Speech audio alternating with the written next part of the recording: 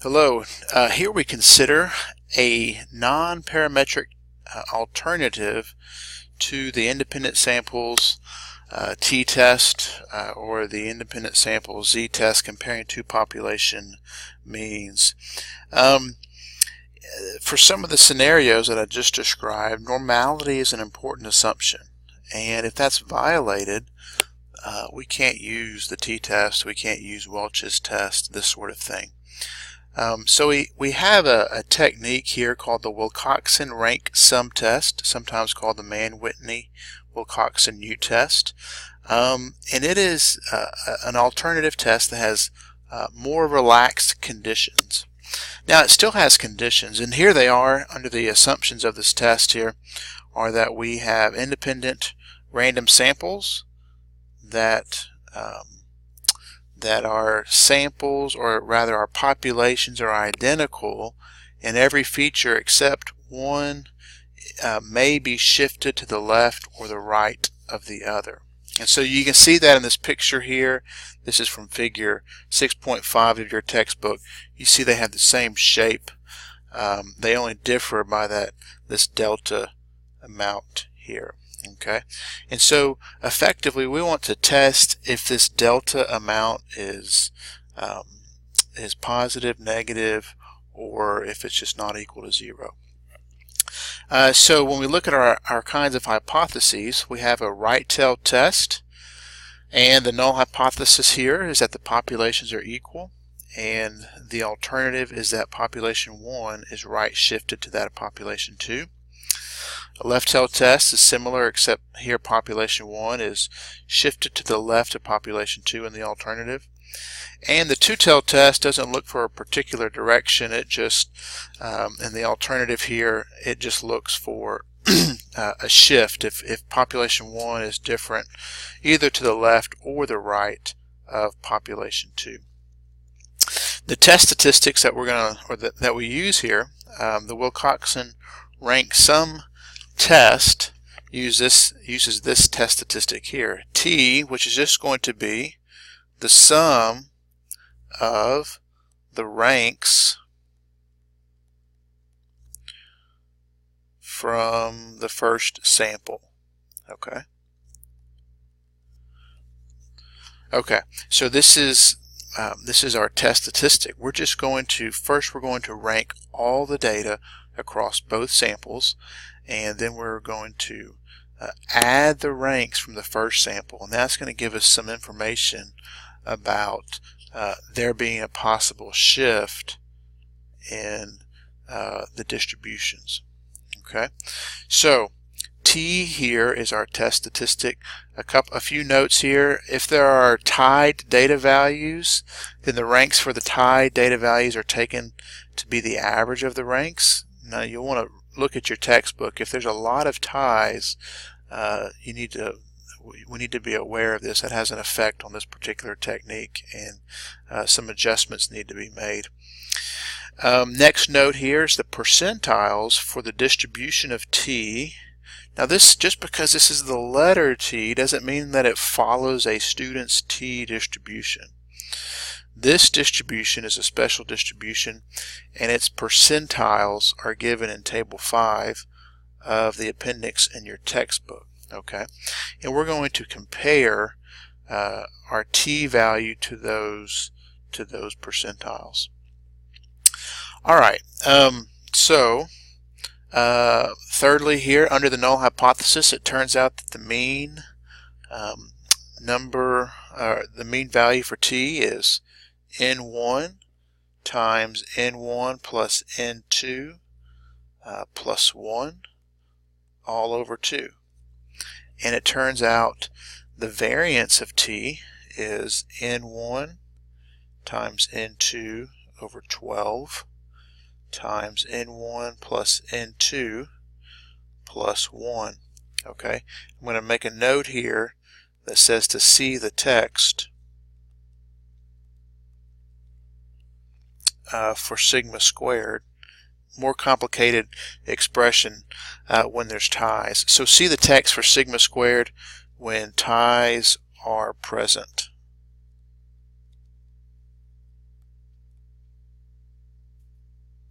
Okay. And so we have this is a Wilcoxon rank sum test, and we use this value t to make a decision about our hypothesis. Okay. Now, and just to be clear, how do we do it for a right tail, left tail test? When you look at table 5, you should have some insight into it, but if you're dealing with a right tail test, you're going to reject the null hypothesis if t is large or if t is bigger than some percentile from that distribution. For the left tail test, you're going to reject if t is small, and so you're going to reject if t is lower than some lower tail percentile for that t distribution. But look at that table in your appendix to get some insight into that. A second test or a second statistic that we could use here, and we use this statistic when our sample sizes are large. Here I say large. This isn't just real big. Both of them are bigger than 10. Now I didn't pay much attention to or specify here earlier, but when the sample sizes are less than or equal to 10, we're going to use this particular appendix, table 5 from our textbook here. But in the normal approximation setting, we can just take this value t and we can standardize it. And if we do that, then it turns out this, is approximately standard normal under the null hypothesis. Okay. Alright, and so this is a nice quote-unquote large sample result. We can use this when the sample sizes are moderate or large here. And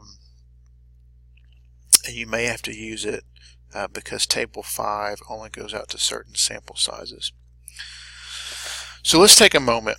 Well, actually, before we get to the example, here I've got a bullet that says read or look at table 613 for a comparative study between the t-test and the Wilcoxon rank sum test. When you read that, the discussion involving that table 613, and there's a simulation study in there. Basically, they're checking the power of the two tests, and you recall the power of the test is a chance of rejecting a false null hypothesis, and so you want your power to be high when the null is false.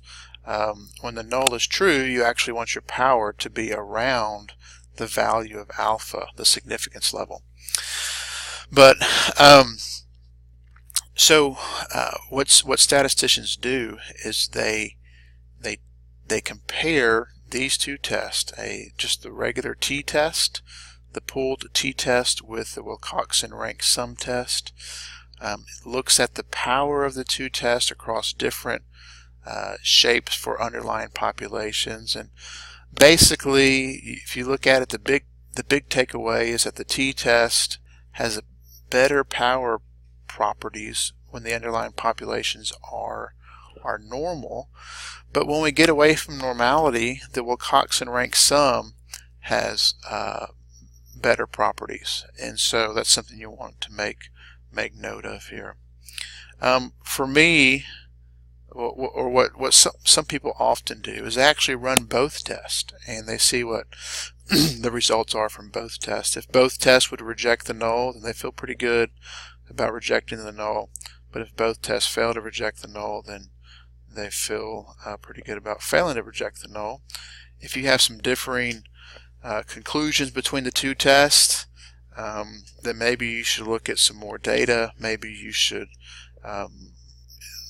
look at a careful simulation study or consult a statistician to give you some more insight into which test or technique might be more appropriate for your given data set.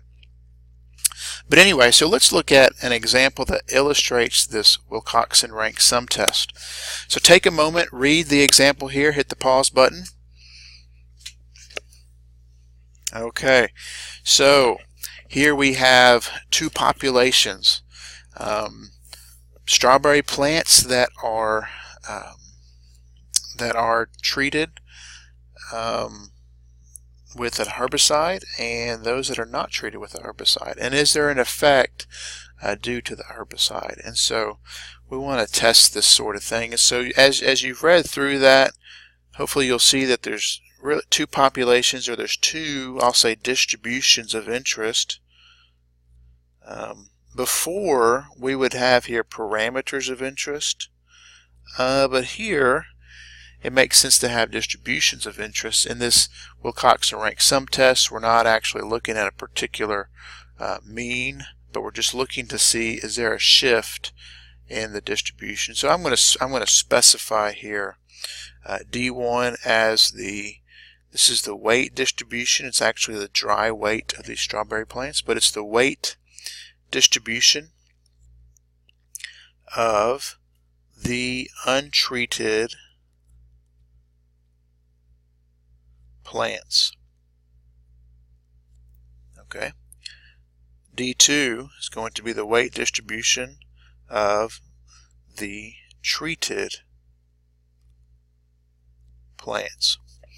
Okay, so we want to make sure we're clear with that. The hypotheses here, so I'll say step 2, hypotheses. My null hypothesis is that D1 and D2 are the same. D1 is the same as D2. So in other words, in terms of the picture that we have here, that's saying that delta is 0. Okay, that's what the null hypothesis specifies there. The alternative hypothesis, HA, is that D1 is shifted to the right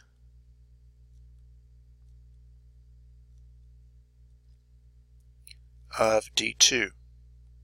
And that was the claim or the expectation that we wanted to test. Okay, so we want to test that claim here. All right, so that's our hypotheses. Next, we're going to actually compute our test statistic. And our test statistic here is going to be the t-test statistic, in this case not a student's t, but the sum of the ranks for the untreated plants.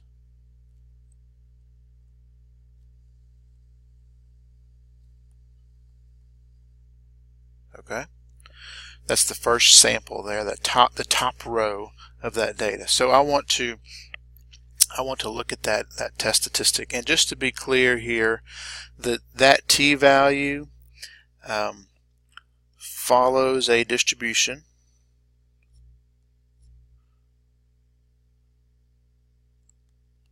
a probability distribution whose percentiles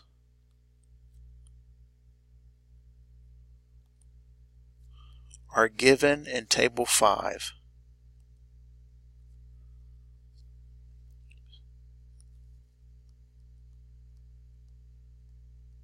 Of the appendix. Okay, so you want to have your book out to see where that table is. Now let's actually compute the value t for our data set. So what you have to do first, and you may want to do this on your own instead of just watching me, but you need to find t observed, you need to sum the ranks for the untreated plants. So in order to do that, you have to rank every untreated plant. So we're going to do that. That'll take a little time, but we're up to the challenge. If you look through here, you'll see that 0.44 is the smallest, and so I'm going to put the number 1 there to denote its rank. The next one is 0.47. That's our second smallest value. The third smallest value is 0.51. The fourth smallest value is 0.52. Okay, the fifth smallest value is 0.55. That's the fifth value there. The sixth is 0.58. The seventh is 0.59. The eighth is 0.6. The ninth is 0.63. The 10th is 0.65.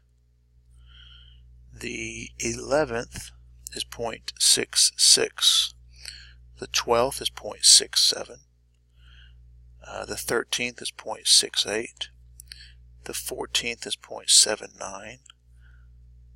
0.81 is the 15th value. 0.85 is the 16th value, and that has all of our data values covered.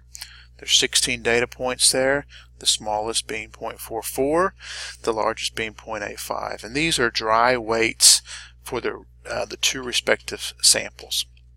So my observed value for t is going to be, I'm going to sum the ranks in the top row of the data there. So I'm going to have 5 plus 12 plus 9 plus 14 plus 15 plus 16 plus 13. Okay, and if you add those up, you'll get 84. You should get 84. Now that is my observed test statistic value. What I need to do is I need to check that against an upper tail percentile in table 5 of the appendix. So here I'm going to have a step here for my decision rule. The decision rule here is going to be, I will reject H0 and accept the alternative if my observed value exceeds this TU. This is an upper percentile on that particular distribution. Now this is a special distribution. The table's been generated by Wilcoxon and put in our book. It's not the student's t, it's a particular kind of distribution that was generated. But the principle is the same here as in all hypothesis testing. We can take a test statistic, compare it against a critical value or a percentile from a distribution and make a decision that way. We can also make a decision using the p-value from a test statistic. Here it's just simpler for us right now just to compare the test statistic to the percentile. Now if you look in your book, and you'll want to make sure you verify this, for our two sample sizes and for the alpha that's specified at 0.05, the upper t value is 76. Okay, so clearly our observed value is larger than that. Let's see here. So our decision is as follows. Our t observed, which is 84, is clearly bigger than 76, which is our upper value. Hence, we reject H0 and accept HA. Okay, so what does that mean in the context of this problem? So there's step 5 has a statistical decision. Step 6 is an interpretive decision.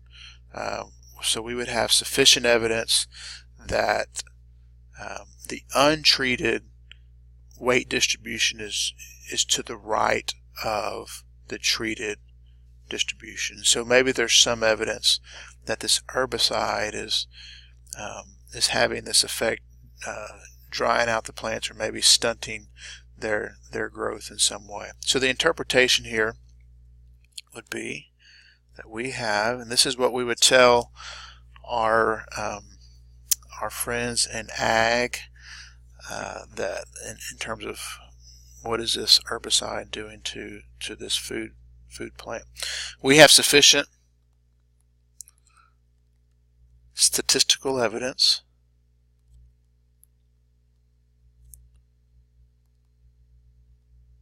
to conclude that the distribution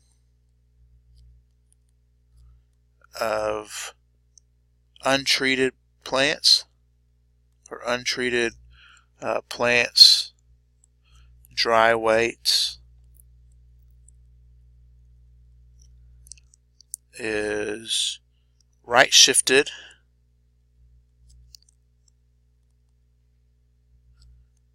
compared to the distribution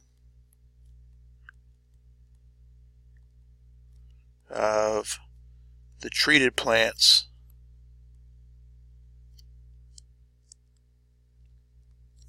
dry weight or dry weights. Okay, so this is a video dealing with the Wilcoxon rank sum test, an alternative to the pool t-test or to the Welch's Satterwhite approach.